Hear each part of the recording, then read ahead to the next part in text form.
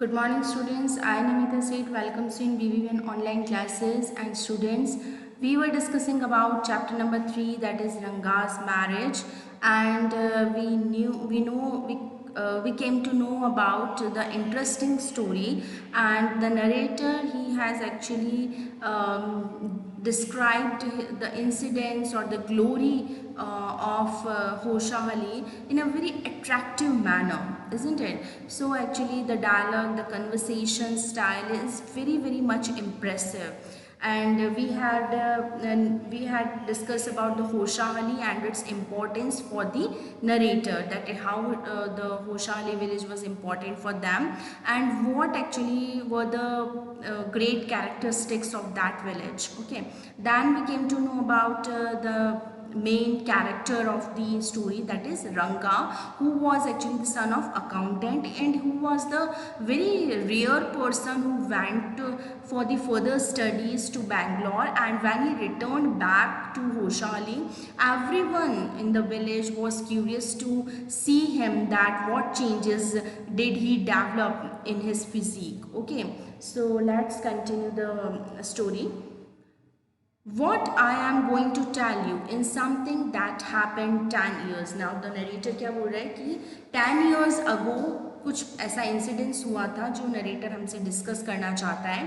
We did not have many people who knew English then. तो उस समय 10 साल पहले इंग्लिश जानने वाले बहुत लोग नहीं थे होशाहली में. Our village accountant was the first one who had enough courage to send his son to Bangalore to study.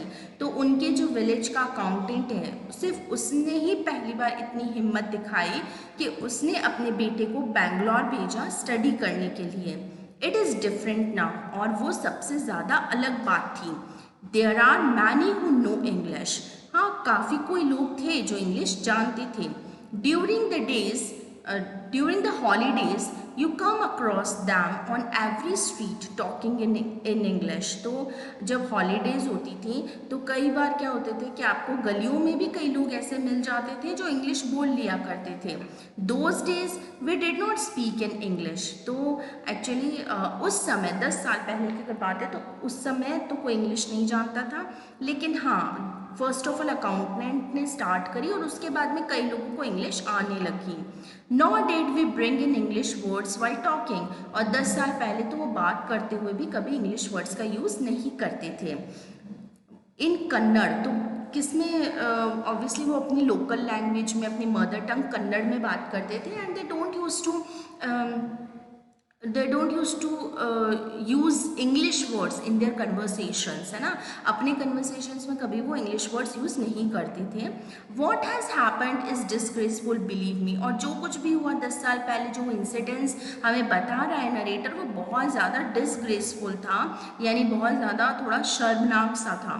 The other day I was in Ramara's house when they bought a bundle of firewood. So एक दिन क्या हुआ था, मतलब दूसरे दिन मैं मतलब जो नरेटर है वो रामा राव एक कैरेक्टर है, उसके घर पे गया. तो रामा राव उसके घर पे गया and when they bought a bundle of firewood.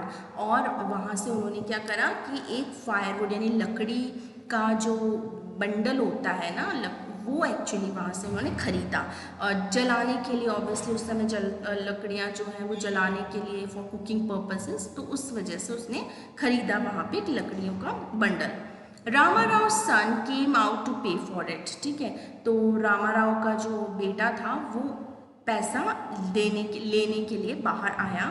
He asked the woman, और जिस वुमन ने वो बंडल लिया था एक्चुअली, जो उसने फायरवुड खरीदी थी, how much should I give you. अब वो रामाराव की बेटी को कह रही है कि मैं कितने पैसे दूँ उस लकड़ियों के लिए. 4 पाइस. पाइस इज करेंसी, तो उसने बोला 4 पाइस आप दे दीजिए. शी सेड, उसने कहा 4 पाइस देनी है. The boy told her he did not have any change. तो उस लड़के ने, रामाराव के लड़कों ने बोला कि मेरे पास कोई चेंज नहीं है. And asked her to come the next morning. और उसने बोला कि ठीक है, अभी मेरे पास चेंज नहीं है, आप कल आना, मैं कल आपको चेंज दे दूँगा. The poor woman did not understand the English word change. अब उसने जैसे बोला आप कल आना, मैं आपको चेंज दे दूंगा, तो उस वुमेन को चेंज वर्ड का मतलब नहीं समझ आया कि चेंज क्या होता है। And went away muttering to herself, और वो बड़बड़ाते हुए, मटरिंग मीन्स क्या होता है, बड़बड़ाना, फुसफुसाना, विस्परिंग करना, मर्मर करना, तो ये जो है वो बड़बड़ाते हुए जो है वो चली गई, एक्चुअली अपने घर जा रही थी। I too did not know later when I went to Ranga's house and asked him, I understood what I mean. तो इट मीन, तो मुझे भी नहीं पता था नरेटर को कि चेंज का मतलब क्या होता है। उसके बाद जब वो रंगा के घर पे गया और उससे पूछा वहाँ से, तो उसे पता चला कि चेंज का मतलब ये होता है कि टू चेंज सम मनी, यानी कि उसको अब समझ आया कि चेंज मनी का क्या मतलब होता है। ठीक है, this priceless commodity the English language was not so wide spread in our village a decade ago. So ये प्राइसलेस कॉमोडिटी जो है इंग्लिश लैंग्वेज, यानी जिसकी कोई कीमत नहीं लगाई जा सकती है, उस समय ये बहुत ज़्यादा चलन में नहीं थी। डिकेड क्या होगा, 10 ईयर्स का डिकेड होता है, तो 10 साल पहले इंग्लिश लैंग्वेज होशाली में बहुत ज़्यादा चलन में नहीं थी। That was why Ranga's homecoming was great event, और इसी वजह से जब रंगा इतना पढ़ के बेंगलोर से आया तो उनके लिए ये बहुत ग्रेट इवेंट था कि देखो रंगा कितना पढ़ के आया है। सो एक फेस्टिवल टाइप था उनके लिए।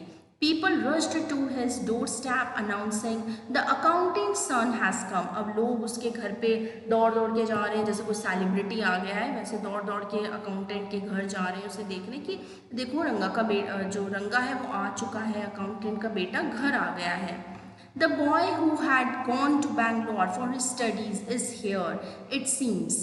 एंड कम रंगा is here, let's go and have a look. So कई क्या बोल रहे हैं, कई बोल रहे हैं अकाउंटेंट का सन आ रहा है, कोई बोलते हैं कि जो लड़का बेंगलोर पढ़ने गया था वो देखो आ चुका है, चलो उसे देखने चलते हैं। कोई बोल रहा है कि देखो रंगा आ चुका है, चलो हम उसको देखने चलते हैं। तो मतलब they were very curious, as we are curious to see the celebrities ना, तो उनके लिए वो एक सेलिब्रिटी था जो बेंगलोर से रिटर्न हुआ था।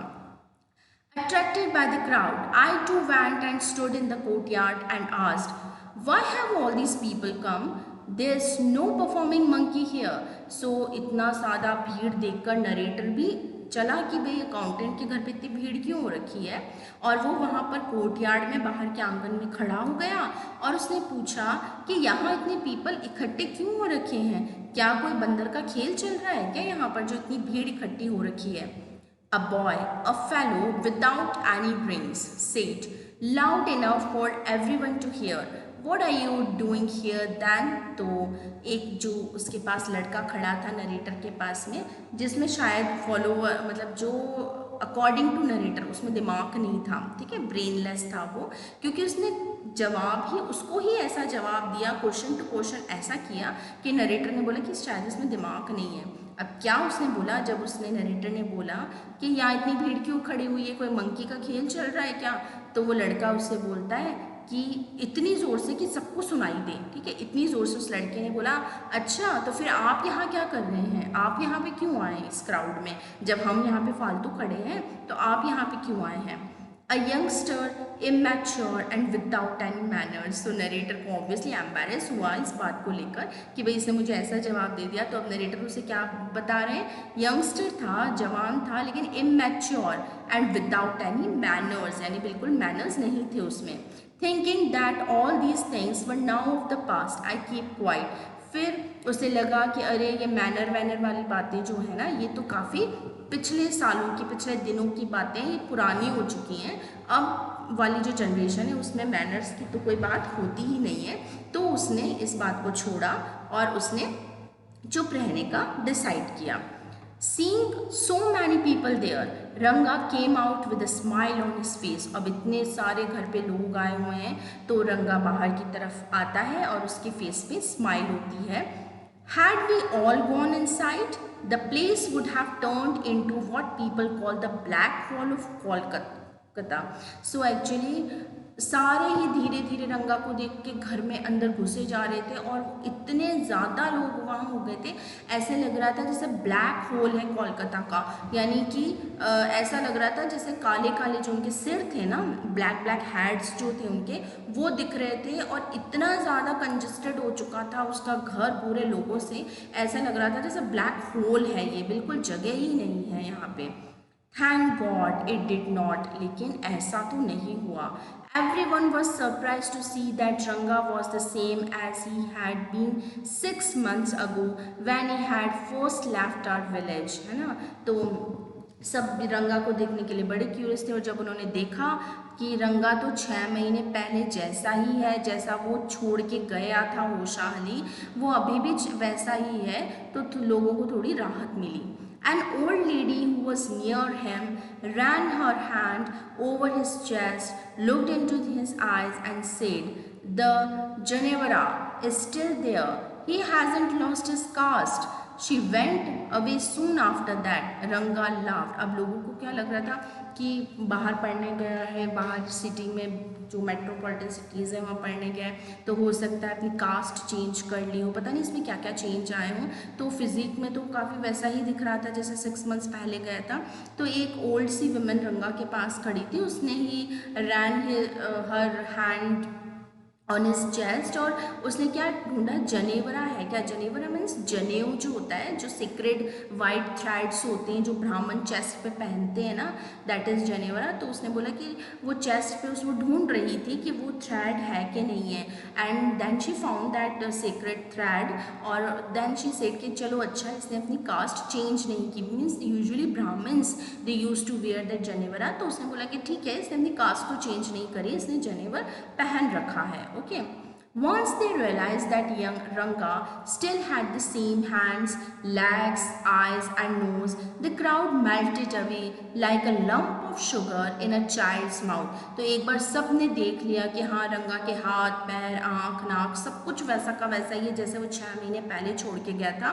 तो जो क्राउड है वो ऐसे वहाँ से गायब हो गया जैसे कि लम्प ऑफ शुगर, यानी कि जो पीस ऑफ शुगर या कोई हम जो चुटकी भर चीनी जो है वो हम अगर हमारे बच्चे के मुंह में किसी के मुंह में रख देते हैं तो कैसे मेल्ट हो जाती है ना चीनी।